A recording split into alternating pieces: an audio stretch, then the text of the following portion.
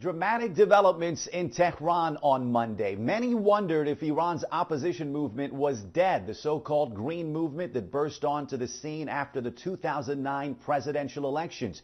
We hadn't heard much from this movement for the past year, due in large part to a brutal government crackdown. But on Monday, this movement made a statement with a comeback. According to witness accounts, at one point, crowds swelled into the tens of thousands.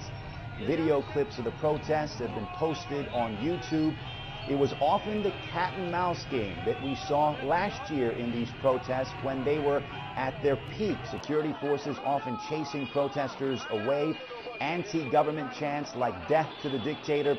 That chant we had heard before, but on Monday we heard a new one that was a clear sign that this protest was sparked by the uprisings in Egypt and Tunisia. Take a listen.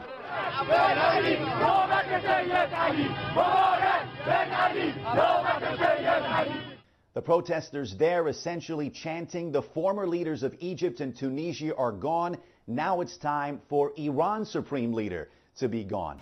Based on accounts, it was largely a peaceful protest, but at times it did get ugly. This was a man who tried to protect a poster of Iran's supreme leader. He was beaten by a group of other men who a short time later burned that poster of Iran's supreme leader. Witnesses tell us at least 24 people were detained. Remember, this was a rally that was called for by Iran's two leading opposition figures in support of the uprisings in Egypt and Tunisia. The Iranian government rejected this request, warned people not to come out. Clearly on Monday, Iran's opposition movement defied those calls, and clearly they were energized by the uprising in Egypt. Where this movement goes from here, it's not clear. These two leaders of the Green Movement are under tremendous pressure by the government. It's a movement that doesn't have much of a structure, but clearly they made a statement on Monday that they're still alive, still with a lot of grievances against the regime. Reza Sayah, CNN, Islamabad.